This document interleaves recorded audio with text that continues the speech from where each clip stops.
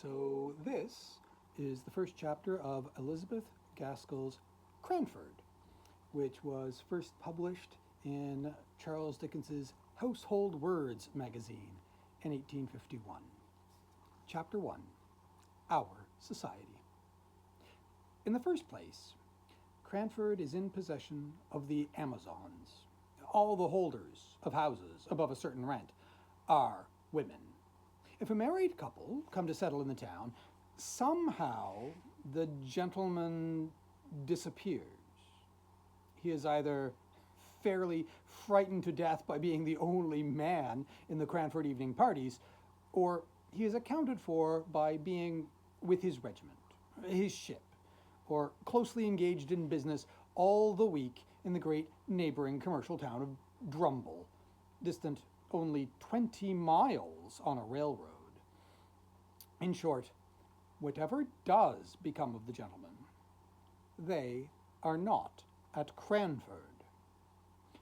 What could they do if they were? The surgeon has his round of 30 miles and sleeps at Cranford, but every man cannot be a surgeon. For keeping the trim gardens full of choice flowers without a weed to speck them, for frightening away little boys who look wistfully at the said flowers through the railings, for rushing out at the geese that occasionally venture into the gardens if the gates are left open, for deciding all questions of literature and politics without troubling themselves with unnecessary reasons or arguments, for obtaining clear and correct knowledge of everybody's affairs in the parish, for keeping their neat maidservants in admirable order, for kindness, somewhat dictatorial, to the poor, and real tender good offices to each other whenever they are in distress, the ladies of Cranford are quite sufficient. A man, one of them observed to me once, is so in the way in the house. Although the ladies of Cranford know all each other's proceedings, they are exceedingly indifferent to each other's opinions. Indeed, as each has her own individuality, not to say eccentricity, pretty strongly developed, nothing is so easy as verbal retaliation. But somehow, goodwill reigns among them to a considerable degree.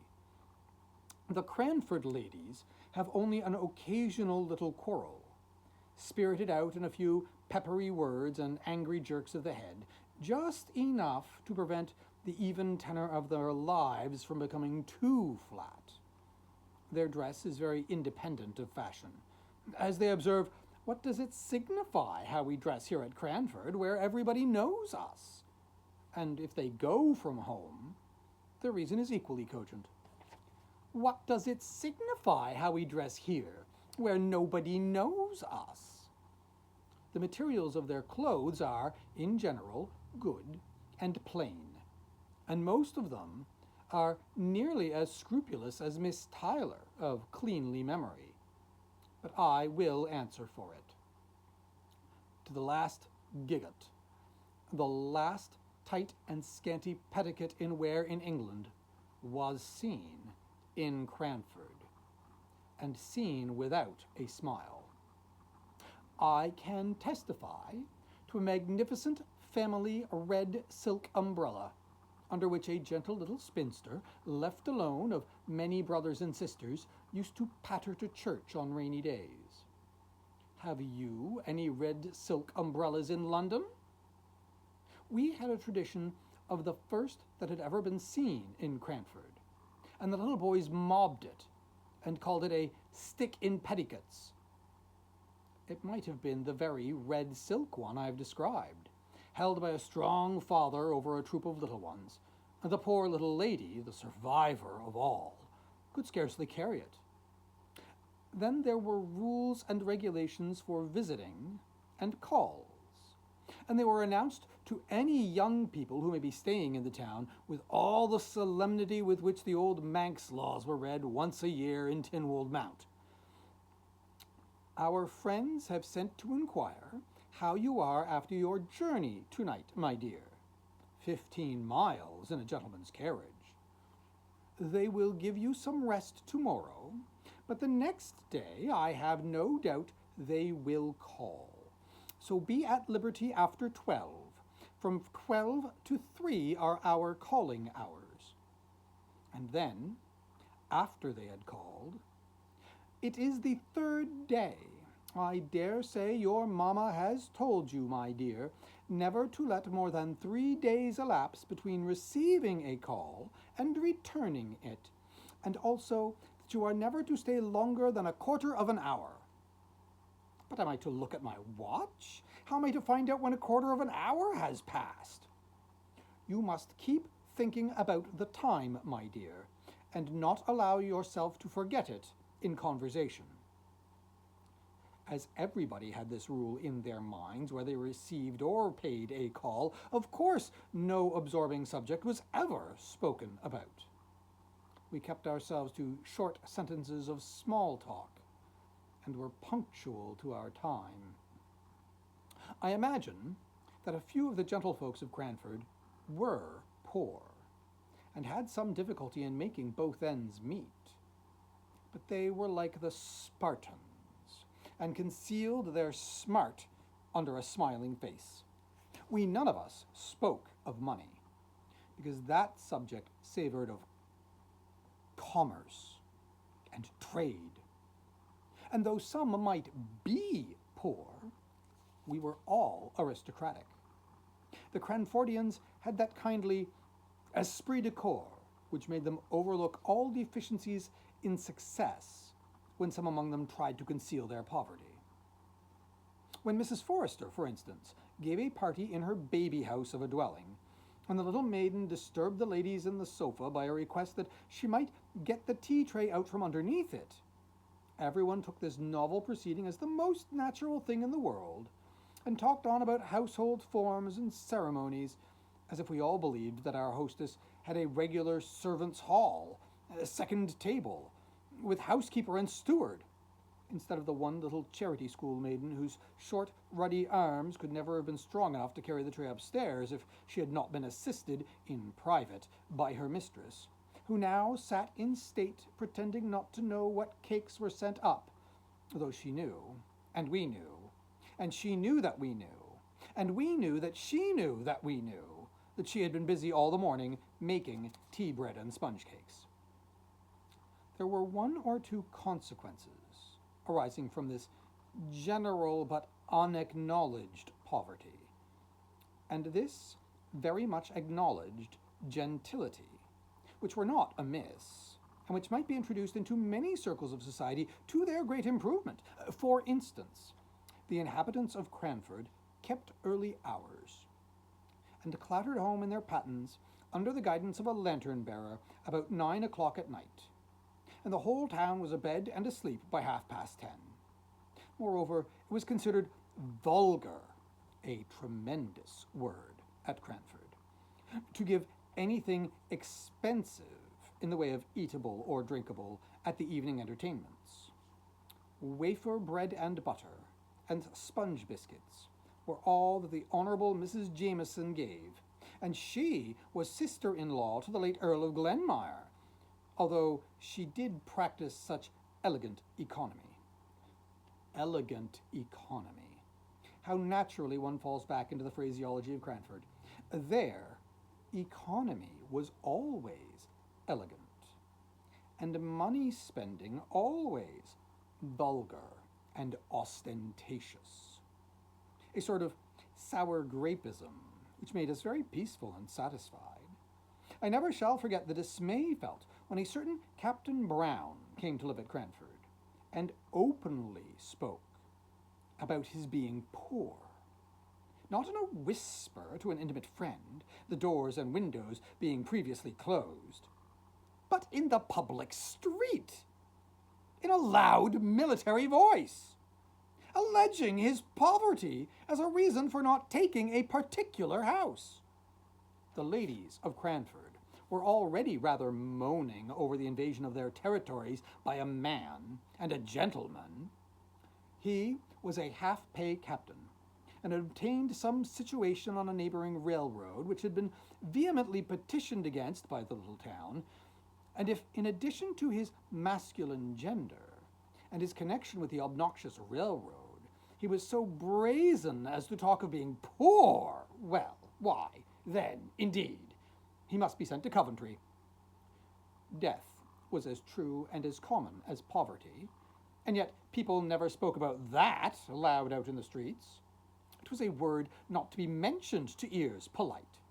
We had tacitly agreed to ignore that any with whom we associated, on terms of visiting equality, could ever be prevented by poverty from doing anything that they wished. If we walked to or from a party, it was because the night was so fine, or the air so refreshing, not because sedan chairs were expensive. If we wore prints instead of summer silks, it was because we preferred a washing material, and so on, until we blinded ourselves to the vulgar fact that we were, all of us, people of very moderate means. Of course, then, we did not know what to make of a man who could speak of poverty as if it were not a disgrace. Yet, somehow, Captain Brown made himself respected in Cranford, and was called upon, in spite of all resolutions to the contrary. I was surprised to hear his opinions quoted as authority at a visit which I paid to Cranford about a year after he had settled in the town. My own friends had been among the bitterest opponents of any proposal to visit the captain and his daughters only 12 months before, and now he was even admitted in the tabooed hours before 12. Oh, true, it was to discover the cause of a smoking chimney before the fire was lighted. But still, Captain Brown walked upstairs, nothing daunted, spoke in a voice too large for the room, and joked quite in the way of a tame man about the house. He had been blind to all the small slights and omissions of trivial ceremonies with which he had been received. He had been friendly, though the Cranford ladies had been cool. He had answered small, sarcastic compliments in good faith, and with his manly frankness had overpowered all the shrinking which met him as a man who was not ashamed to be poor. And at last, his excellent, masculine common sense and his facility in devising expedients to overcome domestic dilemmas had gained him an extraordinary place as authority among the Cranford ladies. He himself went on in his course as unaware of his popularity as he had been of the reverse, and I am sure he was startled one day when he found his advice so highly esteemed as to make some counsel which he had given in jest to be taken in sober and serious earnest. It was on this subject. An old lady had an Alderney cow, which she looked upon as a daughter. You could not pay the short quarter-of-an-hour call without being told of the wonderful milk or wonderful intelligence of this animal. The whole town knew and kindly regarded Miss Betsy Barker's Alderney. Therefore, great was the sympathy and regret when, in an unguarded moment, the poor cow tumbled into a lime pit. She moaned so loudly that she was soon heard and rescued, but meanwhile the poor beast had lost most of her hair and came out looking naked, cold, and miserable, in a bare skin. Everybody pitied the animal, although a few could not restrain their smiles at her droll appearance. Miss Betsy Barker absolutely cried with sorrow and dismay, and it was said she thought of trying maybe a bath of oil. This remedy, perhaps, was recommended by someone of the number whose advice she asked, But the proposal, if ever it was made, was knocked on the head by Captain Brown's decided, "No, get her a flannel waistcoat and a flannel drawers, ma'am, if you want to keep her alive. But my advice is, kill the poor creature at once." Now, Miss Betsy Barker dried her eyes and thanked the captain heartily. She set to work, and by all the town turned out to see the Alderney meekly going to her pasture clad in dark grey flannel. Now, I've watched her myself many a time. Do you ever see cows dressed in grey flannel in London? Captain Brown had taken a small house on the outskirts of the town where he lived with his 2 daughters. He must have been upwards of 60 at the time of the first visit I paid to Cranford after I had left it as a residence. But he had a wiry, well-trained, elastic figure, a stiff military throw-back of his head, and a springing step, which made him appear much younger than he was. His eldest daughter looked almost as old as himself, and betrayed the fact that his real was more than his apparent age. Miss Brown must have been 40. She had a sickly, pained, careworn expression on her face, and looked as if the gaiety of youth had long faded out of sight. Even when young, she must have been plain and hard-featured. Miss Jessie Brown was 10 years younger than her sister, and 20 shades prettier. Her face was round and dimpled. Miss Jenkins once said, in a passion against Captain Brown, the cause of which I will tell you presently, that she thought it was time for Miss Jessie to leave off her dimples, and not always to be trying to look like a child. Now, it was true that there was something childlike in her face, and there will be, I think, until she dies, although she should live to be 100. Her eyes were large, blue, wondering eyes, looking straight at you. Her nose was unformed and snub, and her lips were red and dewy. She wore her hair, too, in little rows of curls, which heightened this appearance. I do not know whether she was pretty or not, but I liked her face, and so did everybody, and I do not think she could help her dimples. She had something of her father's jauntiness of gait and manner, and any female observer might detect a slight difference in the attire of the 2 sisters, that of Miss Jessie being about £2 per annum more expensive than Miss Brown's. £2 was a large sum in Captain Brown's annual disbursements. Such was the impression made upon me by the Brown family when I first saw them all together in Cranford Church. The captain I had met before, on the occasion of the smoky chimney, which he had cured by some simple alteration in the flue. In church, he held his double eyeglass to his eyes during the morning hymn, and then lifted up his head erect and sang out loud and joyfully. He made the responses louder than the clerk, an old man with a piping, feeble voice, who, I think, felt aggrieved at the captain's sonorous bass, and quivered higher and higher in consequence. Now, on coming out of church, the brisk captain paid the most gallant attention to his 2 daughters. He nodded and smiled to his acquaintances, but he shook hands with none until he had helped Miss Brown to unfurl her umbrella, had relieved her of her prayer book, and had waited patiently till she, with trembling, nervous hands, had taken up her gown to walk through the wet roads. I wonder what the Cranford ladies did with Captain Brown at their parties. We had often rejoiced in former days that there was no gentleman to be attended to and to find conversation for at the card parties. We had congratulated ourselves upon the snugness of the evenings, and in our love for gentility and distaste of mankind, we had almost persuaded ourselves that to be a man was to be vulgar. So that when I found my friend and hostess, Miss Jenkins, was going to have a party in my honor, and that Captain and the Miss Browns were invited, I wondered much what would be the course of the evening. Card tables with green baize tops, were set out by daylight, just as usual.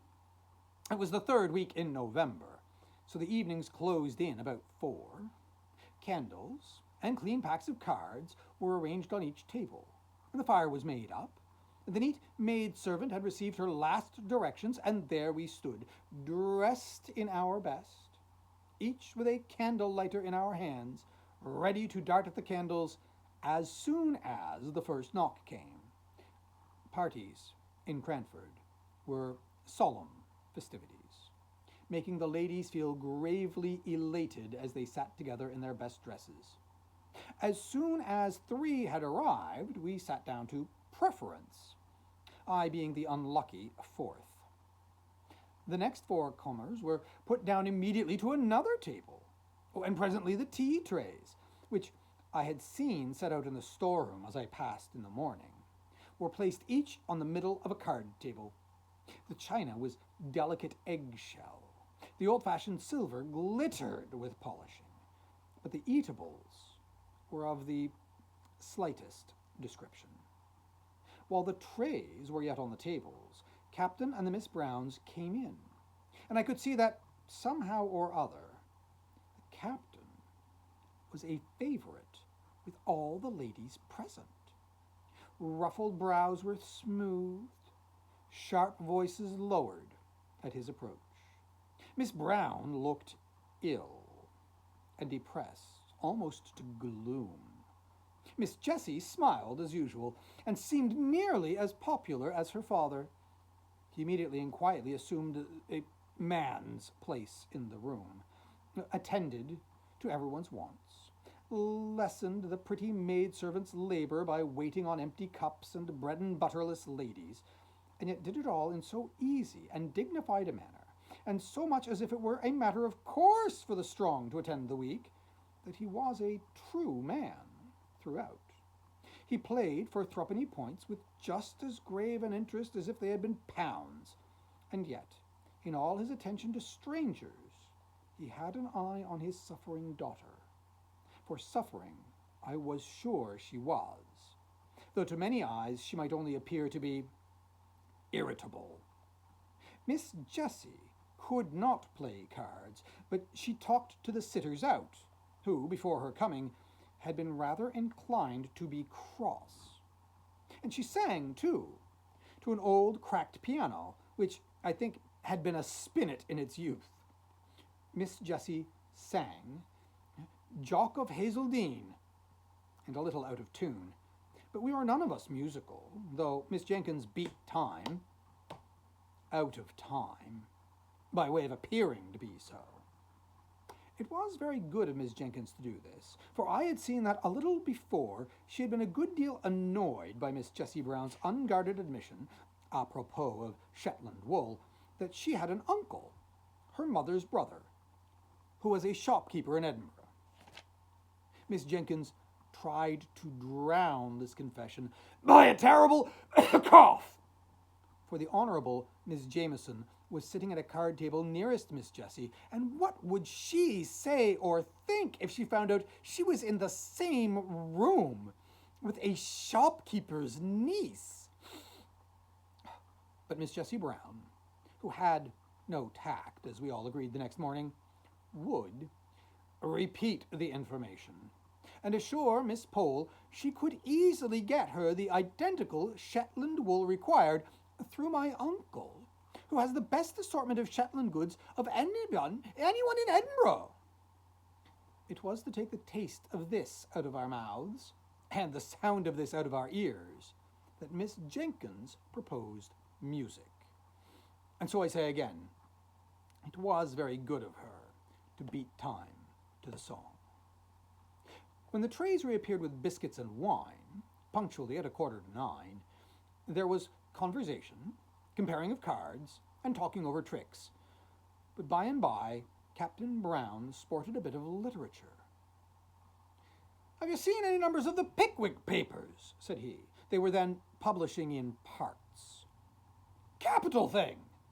Now, Miss Jenkins was daughter of a deceased rector of Cranford, and on the strength of a number of manuscript sermons and a pretty good library of divinity, considered herself literary, and looked upon any conversation about books as a challenge to her. So she answered and said, well, yes, she had seen them. Indeed, she might say she had read them. "And what do you think of them?" exclaimed Captain Brown. "Aren't they famously good?"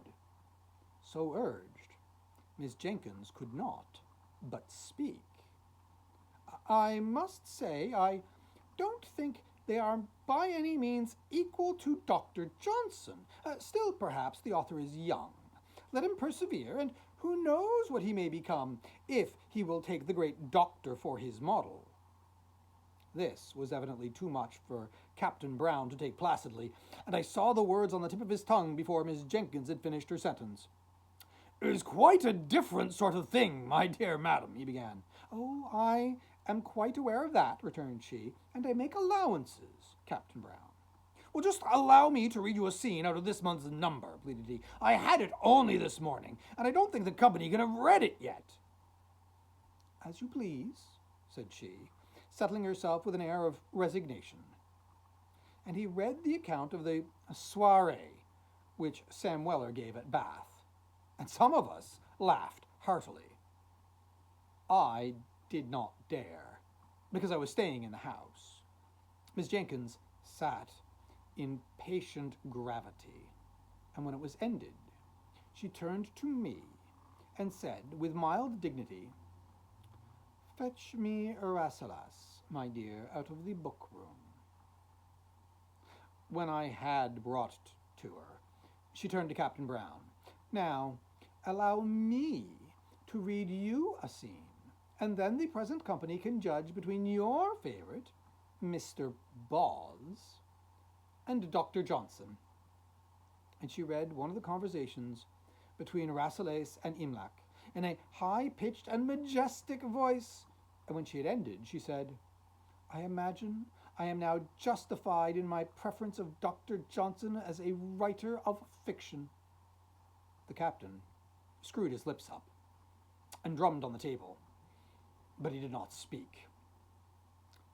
She thought she would give him a finishing blow or two. I consider it vulgar and below the dignity of literature to publish in numbers. "How is the Rambler published, ma'am?" asked Captain Brown in a low voice, which I think Miss Jenkins could not have heard. "Dr. Johnson's style is a model for young beginners.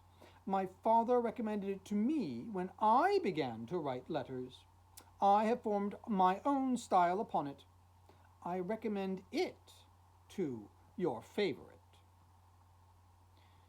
"I should be very sorry for him to exchange his style for any such pompous writing," said Captain Brown.